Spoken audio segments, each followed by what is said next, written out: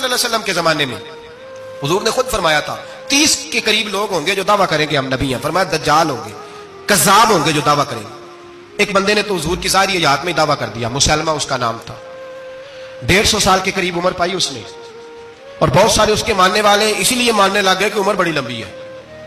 معاذ اللہ تعالیٰ, لوگوں کا اپنا اپنا مزاج ہے نا ماننے, اپنا اپنا مزاج ہے. ایک اس سے کانا آدمی دعا کرانے آیا, ایک آنکھ سے کانا تھا, اس نے دعا کرائی تو دونوں آنکھوں سے اندھا ہو گیا, دونوں آنکھوں سے. اللہ نے اسے سزا دی تو ایک ماننے والا کہنے لگا فٹافٹ مان جاؤ, ورنہ جو اس کی نہ مانے پورا اندھا ہو جاتا ہے. ماننے والوں کا اپنا انداز ہے نا. ایک لنگڑا آیا, ایک ٹانگ سے لنگڑا کے چلتا تھا, مسلمہ سے دعا کرانے آیا تو دوسری بھی ضائع ہو گئی. یہ اس کا حال تھا. پر ماننے والوں کا کیا کیا جائے, ماننے والے جس کو مرضی ماننے لگتے ہیں, نفسیاتی طور پر لوگ کمزور ہو جاتے ہیں. مسلمہ نے نبی پاک صلی اللہ علیہ وسلم کو خط لکھا, کہنے لگا حضور کے زمانہ مبارکہ میں, اور کچھ حدیثیں ایسی بھی ملتی ہیں جس سے یہ ثابت ہوتا ہے کہ اس کی حضور سے ملاقات بھی ہوئی, سامنے کچھ بول نہ سکا, جا کے خط لکھا. کہنے لگا کہ آپ میرے ساتھ معاہدہ کر لیں, جب تک آپ حیات ظاہری میں آپ نبی, اور جب آپ کا وصال ہو جائے تو میں نبی, یا یہ معاہدہ کر لیں کہ آدھے عرب کے آپ نبی اور آدھے کا میں نبی. معاذ اللہ. اس نے یہ خط لکھا. نبی پاک نے جواب لکھا, فرمایا میں تو اللہ کا رسول ہوں, تو کذاب ہے, تو کذاب ہے, جھوٹا ہے. جب نبی پاک نے کذاب لکھا نا خط میں, کون لے کے جائے گا؟ اب اس کے دربار میں جانا ہے, حالات بڑے خطرناک ہیں, اس کے گرد بندے بھی ہیں, اور اس کے گھر جانا ہے, مشکل مرحلہ ہے. ایک صحابی تھے چھابڑی فروش, سر کے اوپر رکھ کے نا ٹوکرا, تو مدینے کی گلیوں میں کھجوریں بیچتے, 11-12 بچوں کے باپ تھے. کون جائے گا؟ اور جسمانی طور پہ بھی کمزور تھے. فٹافٹ اٹھے, کھجور کھا رہے تھے, ہاتھ کھڑا کر کے کہا حضور کسی اور کی ڈیوٹی نہ لگانا, میں جاؤں گا. جب یہ لفظ کہے تو ان کے منہ سے کھجور کے ٹکڑے گرے صحابہ کے چہروں پر. ایک صحابی کہنے لگے پہلے کھجور تو کھا لے, بڑی تجھے جلدی ہے بولنے کی, کھا تو لے. کہنے لگے اگر میرے کھاتے کھاتے ڈیوٹی کسی اور کی لگ گئی, تو کسی اور کی لگ گئی تو کیا کروں گا, جلدی ہے مجھے. حضور سید عالم صلی اللہ علیہ وسلم نے نا اپنا نیزہ دیا, گھوڑا دیا, فرمایا ذرا ڈٹ کے جانا, اس کے گھر جانا ہے. کہا محبوبہ فکر ہی نہ کرے, فکر نہ کرے.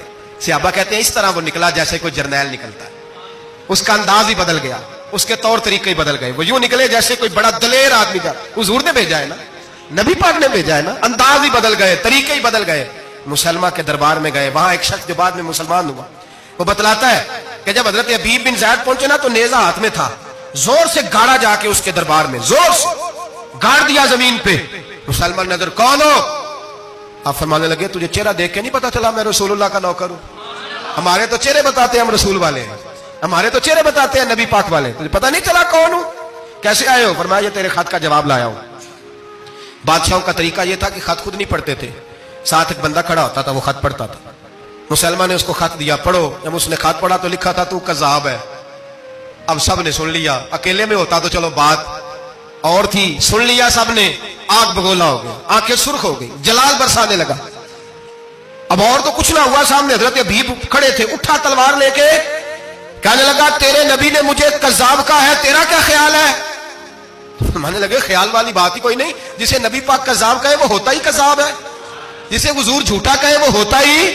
فرمایا تو 7 سمندروں کا پانی بھی بہا دے تو تیرا جھوٹ دھل سکتا, تو ہے ہی جھوٹا, جسے حضور نے جھوٹا کہہ دیا وہ جھوٹا ہے, جھوٹا ہے. کہنے لگا پیچھے پلٹ کے دیکھ, سارے میرے پہرے دار ہیں, میرے سپاہی ہیں, تلواریں, نیزے, خنجر, تیر, سارے میرے ماننے والے. کیا لفظ ہے, کیا حسن ہے, کیا توانائی ہے. حضرت حبیب بن زید فرمانے لگے میرے 12 بچے ہیں, ان میں سے کچھ ایسے ہیں جو دودھ پیتے ہیں, کچھ ایسے ہیں جو ابھی چل نہیں پائے.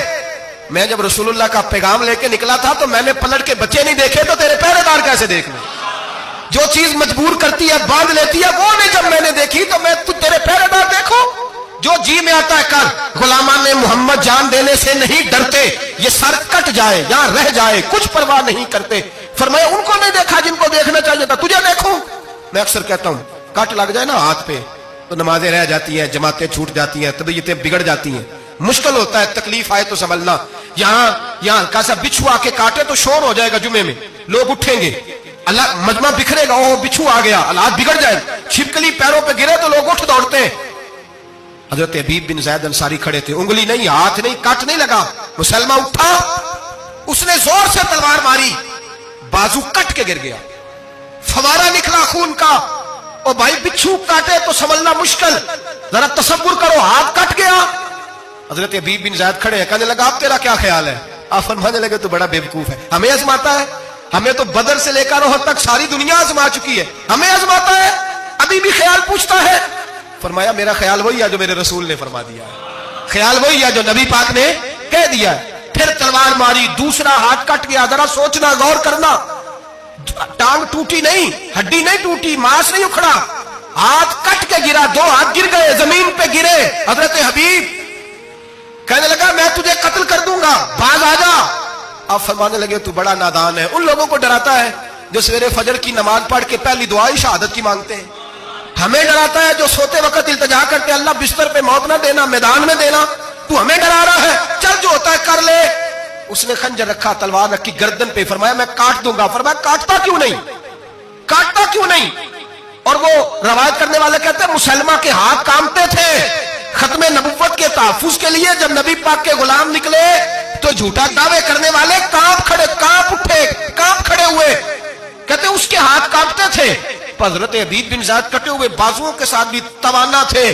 قلم توڑ گئے میاں محمد بخش صاحب. فرمانے لگے وہ کچا رنگ للاری والا جیڑا چڑھدا لیندا رہندا, اے عشق تیرے دا رنگ محمد چڑھ جائے پھر نہیں لیندا.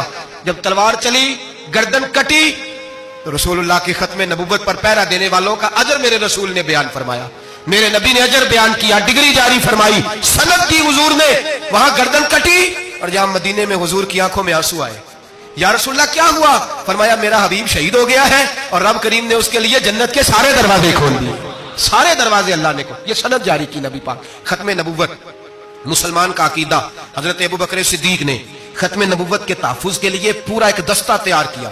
ابو جال کے بیٹے جناب سیدنا اکرمہ رضی اللہ تعالیٰ عنہ, ان کی سربراہی میں جناب سیدنا ابو بکر صدیق رضی اللہ تعالیٰ عنہ نے لشکر تیار کیا. وہ لشکر گیا, اس لشکر میں حضرت وحشی بھی تھے جنہوں نے حضرت امیر حمزہ کو میدان احد میں شہید کیا تھا. فرماتے ہیں میں دعا کرتا تھا اے اللہ بہترین مسلمان میرے ہاتھوں شہید ہوا ہے, اب میرے ہاتھوں کوئی بدترین کافر قتل کرا تاکہ میرا کفارہ ہو جائے.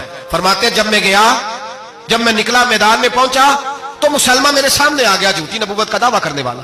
کہتے ہیں جب سامنے آیا تو میں نے اس کو مارا, تیر وہ گرا, اور جب گرا تو میں نے رکھا پھر اس کی گردن پہ پیر. میں نے کہا میرے رسول تو میدان بدر میں دعا کریں تو 5000 فرشتے آتے ہیں, تو ذرا پلٹ کے دیکھ بے ایمان تیرا حال کیا ہے. فرماتے ہیں میرے قدموں کے نیچے. میں نے کہا تو میرے نبی سے مقابلہ کرنے چلا تھا؟ میں رسول اللہ کا ادنا غلام ہوں, نہ بدری ہوں, نہ اشرا مبشرہ میں سے ہوں, نہ میں خلفائے راشدین میں سے ہوں, پر ہوں رسول کا غلام, الصحابی النجوم میں شامل ہوں. فرماتے میں نے گردن کاٹی اور اللہ نے مجھے موقع دیا. حضرت امیر حمزہ اگر میرے ہاتھوں شہید ہوئے تھے تو نبی پاک کا بدترین دشمن بھی میرے ہاتھوں قتل ہوا.